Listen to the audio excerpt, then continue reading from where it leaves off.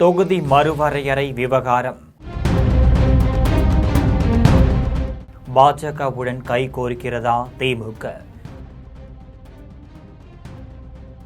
திமுகவின் நிலைப்பாட்டை உடைத்த கனிமொழி சோமு.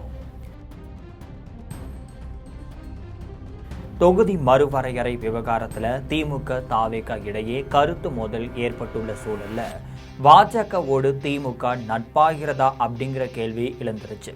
இதற்கு பதிலளித்த கனிமொழி சோமு, அரசியல்ல நிரந்தர நண்பனும் இல்லை, நிரந்தர எதிரியும் இல்லை அப்படின்னும், தமிழ்நாட்டிற்கு எது நல்லதோ அதை திமுக ஆமோதிக்கு அப்படின்னு சொல்லியிருக்காரு. தாவேக முன்வைத்த குற்றச்சாட்டுக்கு கனிமொழி அளித்த விளக்கம் என்ன அப்படிங்கிறத பற்றி இன்னும் கொஞ்சம் விரிவாக ஜெம் தொலைக்காட்சியில் பார்க்கலாம்.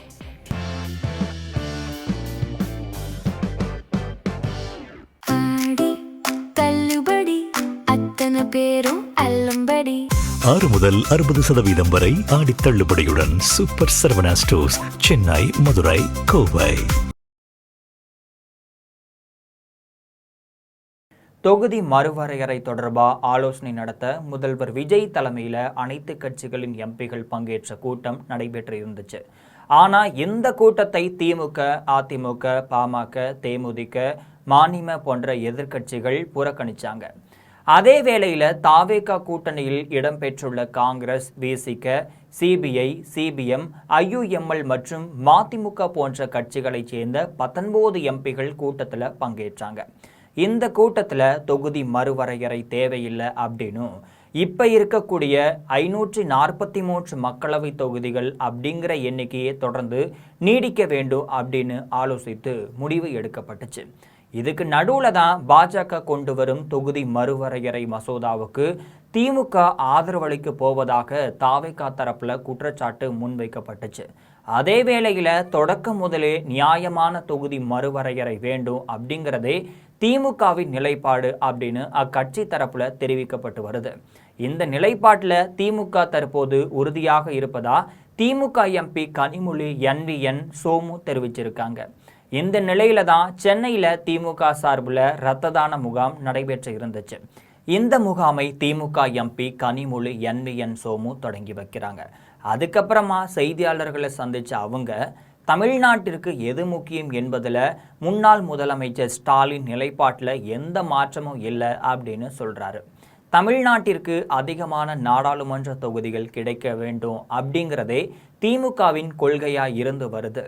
நியாயமான தொகுதி மறுவரையறை வலியுறுத்தி பல்வேறு கட்சிகளின் தலைவர்களை சென்னைக்கு அழைத்து மு.க.ஸ்டாலின் ஆலோசனை கூட்டங்களை நடத்தியிருக்காரு.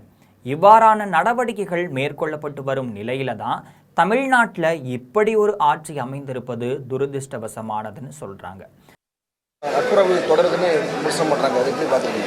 யாருமே எதிரி ஃப்ரெண்ட்ஸ் அப்படிலாம் ஒரு பாலிடிக்ஸில் யாரையுமே சொல்ல முடியாதுங்க. தமிழ்நாட்டுக்கு எது நல்லதோ, அது எங்கேருந்து வருதோ அதை கண்டிப்பாக நாங்கள் ஆமோதிப்போம்.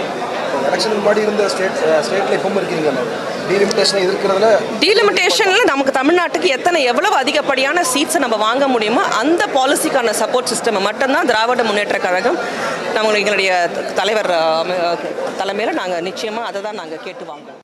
எதிர்க்கட்சி தலைவர்களை அழைத்து தொகுதி மறுவரையறை குறித்து அவர்களுடன் ஆலோசித்திருக்கலாம். மேலும் மக்களவை மற்றும் மாநிலங்களவையில் அதிக எண்ணிக்கையிலான எம்பிகளை கொண்டுள்ள திமுகவிடம் முதல்வர் விஜய் ஆலோசனை கேட்டிருக்கலாம். அதில் எந்த தவறும் கிடையாது. தாவேக தரப்புல முன்வைக்கப்படும் விமர்சனங்களுக்கு திமுக சார்பில் பதிலளிக்க வேண்டிய அவசியம் இல்லை அப்படின்னு அவர் தெரிவிச்சிருக்காரு. திமுக தொடக்க முதலே தொகுதி மறுவரையறை காரணமாக தமிழ்நாட்டின் நாடாளுமன்ற தொகுதிகளின் எண்ணிக்கையை குறைக்க கூடாது அப்படிங்கிறதுல தெளிவான நிலைப்பாட்டுடன் இருந்து வருது. அரசியல்ல நிரந்தர நண்பனோ நிரந்தர எதிரியோ கிடையாது. தமிழ்நாட்டிற்கு எது நல்லதோ அது எந்த தரப்பிலிருந்து வந்தாலும் அதனை திமுக ஆமோதிக்கும். தொகுதி மறுவரையறையில் தமிழ்நாட்டிற்கு அதிகமான நாடாளுமன்ற தொகுதிகளை பெற வேண்டும் அப்படிங்கிறதுல திமுக உறுதியாக இருக்கு அப்படின்னு திமுக எம்பி கனிமொழி சோமு தெரிவிச்சிருக்காங்க. இது போன்ற நிறைய அரசியல் செய்திகளை தினம்தோறும் தெரிந்து கொள்ள ஜெம் தொலைக்காட்சியுடன் எப்பொழுதும் இணைப்பில் இருங்கள்.